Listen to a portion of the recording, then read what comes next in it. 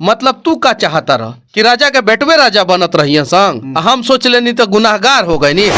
और गुरु जी ने देश के बारे में बताया कि देश आखिर होता क्या है। बहुत सारे स्कूल है जो फादर फादर फादर कहना सिखाते हैं। मेरा संगठन ने कभी भी ये नहीं सिखाया कि देश के अंदर ही बम फोड़ दो और देश के लोगों का ही नुकसान करो। मैं कुछ भी करूंगा, मेरा तन समर्पित, मन समर्पित और ये जीवन समर्पित चाहता हूं देश की मिट्टी तुझे कुछ और दूं। राइट हैंड से मैं काम करता हूं। हाँ। राइट काम करता हूं। अब लोग राइट विंगर समझे, लेफ्ट विंगर समझे, सेंट्रल विंगर समझे, हमको कोई फर्क नहीं पड़ता। अब हम जैसे लोगों से कौन सी लड़की शादी करेगी जिसके ऊपर 18-18 केस है। चिड़ियों से मैं बाज लड़ावा, गिद्धड़ों को मैं शेर बनावा, 1.25 लाख से 1 लड़ावा, तभी गुरु गोविंद सिंह नाम कहा कि 1.25 लाख दुश्मन का फौज खड़ा हो, फर्क नहीं पड़ता है, अकेले लड़ जाओ। 9 महीने जेल में रहने के बाद मनीष कश्यप से लगातार ये क्वेश्चन हो रहा था। लोग पूछ रहे थे कि क्या मनीष कश्यप जेल से निकलने के बाद, रिहा होने के बाद पत्रकारिता करेंगे, फिर से माइक उठाएंगे, फिर से गरीबों की आवाज वो बनेंगे। अब इस वक्त हमारे साथ मनीष कश्यप उपस्थित हैं। उससे पहले नमस्कार, आप स्टॉक देख रहे हैं और मैं हूं आपके साथ आशुतोष उपाध्याय। क्या पत्रकारिता जो आप पहले किया करते थे, माइक उठा के आप अलग अलग जगहों पर जाते थे, वो कब से देखने को मिलेगा लोगों को? वो तो चालू है। हाँ। जिस दिन मैं जेल से बाहर निकला उस दिन से चालू है। उस दिन से माइक मेरे साथ है और मैं माइक के साथ हूँ। मैं क्यों डरूंगा? और मैं पहले जो करता था वो आज भी कर रहा हूँ और भविष्य में भी करता रहूंगा। एक प्रश्न लोग हमेशा करता है, ट्विटर पे ट्रेंड आप जरूर करते हैं, लेकिन जो विरोधी होते हैं ये प्रश्न करते हैं कि मनीष कश्यप आदतन अपराधी है। वो कहते हैं कि मनीष कश्यप आदतन अपराधी है और हम पूछते हैं आपसे कि आपने ऐसा कौन सा अपराध किए हैं जिससे आपको लोग आदतन अपराधी कह रहे हैं? मुगल के नज़र में जो है गुरु गोविंद सिंह का स्थान क्या था वो बताने की जरूरत नहीं है। लेकिन हमारे दिल में गुरु गोविंद सिंह का स्थान क्या है वो भी बताने की जरूरत नहीं। इन्होंने सिखाया था हमें। चिड़ियों से मैं बाज लड़ावा, गिद्धड़ों को मैं शेर बनावा, 1.25 लाख से 1 लड़ावा, तभी गुरु गोविंद सिंह नाम कहलावा। ये गुरु गोविंद सिंह जानते हैं कौन थे? बिहार के ही धरती पे पैदा हुए थे। इन्होंने हमें सिखाया है कि 1.25 लाख दुश्मन का फौज खड़ा हो, फर्क नहीं पड़ता है, अकेले लड़ जाओ। विरोध करने वाले लोग विरोध करेंगे। जिन्हें बिहार से मतलब नहीं है, बिहार से प्यार नहीं है, बिहार को बदलते हुए नहीं देखना चाहते हैं, वो लोग विरोध करेंगे। उनके विरोध से हमें कोई फर्क नहीं पड़ता। बस हम लोग तो गुरु गोविंद सिंह के पद चिन्हों पे चलने वाले लोग हैं और 1.25 लाख क्या 1.25 करोड़ भी हो जाएंगे ना तो हम लोग उनसे लड़ जाएंगे। आप पर एक और आरोप लगता है, लोग कहते हैं कि आप राइट विंगर हैं। आप हमेशा मतलब ऐसे प्रश्नों को उठाते हैं जो राइट विंगर के खिलाफ हो, या फिर आप राइट विंगर सबसे प्रमुख तौर पर ये जरूर लोग कहते हैं। राइट हैंड से मैं काम करता हूँ। हाँ। राइट काम करता हूँ। अब लोग राइट विंगर समझे, लेफ्ट विंगर समझे, सेंट्रल विंगर समझे, हमको कोई फर्क नहीं पड़ता।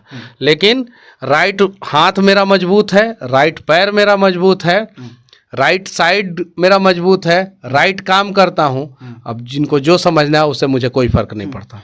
9 महीने आप जेल में थे। जेल में ऐसे काफ़ी लोग होते हैं जो बिना वजह जेल में होते हैं और आपका नाम सुनते। चीज़ों के बारे में मैं अभी नहीं बात करना चाहता हूँ। वो सब चीज़ें जो है आप लोगों को समय के साथ सब देखने को मिल जाएगा। उसमें समय लगेगा, 2 साल, 1.5 साल, 2 साल समय लगेगा। तो उन सब चीज़ों के बारे में मैं कुछ नहीं कहना चाहता। कक्षा 10वीं में मैं पढ़ता था, उस वक्त सुनने में आया और मैं पेपरों में पढ़ा कि मनीष कश्यप लाल चौक पर अकेले ध्वज लेकर एक बार पहुंच गए थे। उस वक्त 370 धारा नहीं था, लेकिन फिर भी मनीष कश्यप उस वक्त पहुंचे थे। फेसबुक पे वीडियो होगा, फोटो होगा, सब आप लोगों को देखने को मिल जाएगा। हालांकि हम लोग की गिरफ्तारी भी हुई थी वहाँ पे। पुलिस वाले हमें अरेस्ट भी किए थे लाल चौक पे, जब धारा 370 नहीं हटा था। और 15 अगस्त के समय में हम लोग तिरंगा लेके पहुँचे थे। मेरे साथ कुछ दोस्त भी लोग थे। गिरफ्तारी भी हुई, थाने में भी लेके गया सब। और वहाँ का पुलिस जो है, उस समय का पुलिस उल्टा सीधा भी बोला। और उसके बाद भी मैं लाल चौक पे गया हूँ जब धारा 370 हट गया। लेकिन धारा 370 जब नहीं हटा था उस समय तिरंगा फहराने के दौरान मेरी गिरफ्तारी हो गई और हम जेल चले गए। धारा 370 हट गया, उसके बाद से तो मैं तिरंगा मतलब कि अपने साथ लेके भी नहीं गया था। वहाँ पे तो ऑलरेडी बड़ा सा तिरंगा लगा हुआ है। तिरंगा के सामने खड़ा होकर जब मैं फोटो खिंचवाया ना तो मेरा सीना जो है 56 इंच के जगह पे 56,000 इंच का हो गया कि देश के सशक्त नेताओं का निर्णय जो है ये इस प्रकार का होना चाहिए, इस प्रकार का मजबूत होना चाहिए, ताकि देश के किसी भी कोने में अगर हम जाएं ना तो हमें लगे कि वो भारत का एक टुकड़ा है, भारत से अलग नहीं है, भारत के अंदर है। लेकिन जब धारा 370 नहीं हटा था तो उस समय मैं गया था तो मुझे लगता था कि ये भारत है ही नहीं। तो तिरंगा फहराने वाले पहने से लगता है क्या? अब शायद बिहार में सरकार के नज़र में ऐसा होता होगा तो लगता होगा, इसलिए मेरे ऊपर रहने से लगा। एक आरोप आप पे और लगता है कि वो हाफ चड्डी पहनने वाले हैं आप और संघी हैं आप, इसीलिए आप संघ को कभी गलत नहीं बोलते हैं। कहते हैं कि संघ के संशोधन होने पे काफी गर्व है आपको। देखिए, मैं संघ के स्कूल में पढ़ा हूँ, विद्या मंदिर में पढ़ा हूँ, और जब मैं पढ़ाई करता था तब उसी समय मुझे मेरे शिक्षकों ने सिखाया, मेरे गुरु जी ने मुझे सिखाया कि देश के लिए कुछ भी कर गुजरना, देश बचाने के लिए कुछ भी करना। और जिस विद्यालय में ये सिखाया जाता हो उस विद्यालय पे मैं गर्व कैसे महसूस नहीं करूँगा। जिस संगठन का ये विद्यालय है उस संगठन पे मैं कैसे गर्व महसूस नहीं करूँगा। मेरा संगठन ने कभी भी ये नहीं सिखाया कि देश के अंदर ही बम फोड़ दो और देश के लोगों का ही नुकसान करो, देश का ही नुकसान करो। मेरा संगठन ने कभी नहीं सिखाया। तो मुझे गर्व है आरएसएस पे, मुझे गर्व है मेरे स्कूल पे, और मैं सौभाग्यशाली हूँ कि मेरे माता पिता ने मुझे उस स्कूल में पढ़ने का मौका दिया। मेरे माता पिता चाहते तो मुझे जो है, बहुत सारे स्कूल हैं जो फादर फादर फादर कहना सिखाते हैं, उसमें भी डाल सकते थे मुझे, लेकिन मेरे पिताजी माताजी ने मुझे उस स्कूल में डाला जहाँ पे गुरुजी कहना सिखाया गया।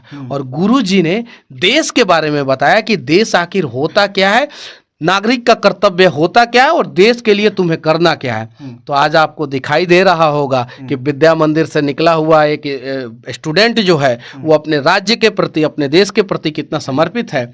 और सब जगहों के स्कूलों के बारे में मैं कुछ कहना नहीं चाहता हूं। मुझे अपने स्कूल पे, अपने संगठन पे गर्व है, और इस बात को कहने के दौरान मैं कहीं भी किसी भी प्रकार से हिचकूंगा नहीं। लोग कहते हैं कि मनीष कश्यप राजनीति का महत्वाकांक्षी व्यक्ति है। एक बार शिवसेना से चुनाव लड़ने का उन्होंने कोशिश करा, उसके बाद से फिर विधानसभा का चुनाव उन्होंने लड़ा, और अब फिर पत्रकारिता में आजमा रहे हैं हाथ। देखिए, मैं विधानसभा चुनाव लड़ा हूँ, ये बात सत्य है, और मैं चुनाव हार भी गया, ये बात भी सत्य है। लेकिन मैं जो भी, जहाँ भी, जब भी काम किया हूँ वो अपने राज्य के लिए, अपने राज्य के लोगों के लिए किया हूँ। अब जाके देख सकते हैं, उस समय मैं कैंडिडेट था और एक गांव में सड़क नहीं था, मैं हाफ पैंट पहन के, जो हाफ पैंट छाप जो लोग कहते हैं उनको मैं बता देना चाहता हूँ, हाफ पैंट पहन के कीचड़ में बैठ गया, और 2 दिन के अंदर अंदर वो रोड ढला गया। बेतिया में एक जगह है, उस गांव में जब आप लोग जाएंगे तो आप उस गांव के लोगों से पूछिए कि 2 दिन के अंदर अंदर, मतलब आज मैं बैठा, आज दिन में बैठा, शाम से मटेरियल गिरना शुरू किया, और कल तक मटेरियल गिरा, और परसों जो है उसका ढलाई उलाई करके शाम तक कंप्लीट हो गया। 2 दिन के अंदर अंदर वो सड़क बना था, जिसको कुछ लोग जो है हाफ पैंट छाप भी कहते हैं। तो मुझे फर्क नहीं पड़ता, मैं जब भी जो भी काम करूंगा मैं अपने राज्य के लोगों के लिए, मैं अपने देश के लोगों के लिए करता रहूंगा। और ये कोई गलत बात थोड़ी है। मतलब तू का चाहता रह कि राजा के बेटवे राजा बनत रहिए संग, हम सोच लेनी तो गुनाहगार हो गए नी। तो ये कौन सा गुनाह है भाई? ये कौन सा गुनाह कर दिए हैं हम? ये कौन सा चुनाव लड़के हम कोई गुनाह कर दिए हैं? मतलब कि नेता के बेटा चुनाव लड़ी, बड़ा बड़ा बिजनेसमैन के बेटा चुनाव लड़ी, पैसे वाला लोग के बेटा चुनाव लड़ी, एगो गरीब के बेटा, एगो आर्मी के बेटा, एगो किसान के बेटा नहीं खे चुनाव लड़ सकत? लड़के हम गुनाह थोड़े कैले रही। उस समय भी हम अपने लोगों के लिए समर्पित थे, आज भी मैं अपने लोगों के लिए समर्पित हूँ। आपको क्या लगता है, पत्रकारिता करके राजनीति करना या फिर राजनीति करके पत्रकारिता करना, इसमें गलती कहाँ है? गलत क्या है? मेरा मन, हम जो करें, हम देश में भला करना चाहिए, देश के लिए काम करना चाहिए। बस सवाल का जवाब तो आप ही दे दिए। मैं कुछ भी करूंगा, मेरा तन समर्पित, मन समर्पित और ये जीवन समर्पित, चाहता हूं देश की मिट्टी तुझे कुछ और दूं, और मैं इस देश के लिए कुछ और भी करना चाहता हूं, बस मैं करते रहना चाहता हूं। एक प्रश्न रहेगा, श्री राम से आपको तुलना कर रहा है, लेकिन ठीक है, ये बात गलत हो सकती है, लेकिन श्री राम मान लीजिए अभी आप हैं एक काल्पनिक तौर पे, और आपके जीवन में लक्ष्मण कौन है, सुग्रीव कौन है? नहीं, इस चीज को मैं रोकना चाहता हूँ। हाँ। और श्री राम मेरे आराध्य हैं, वो भगवान है। हाँ।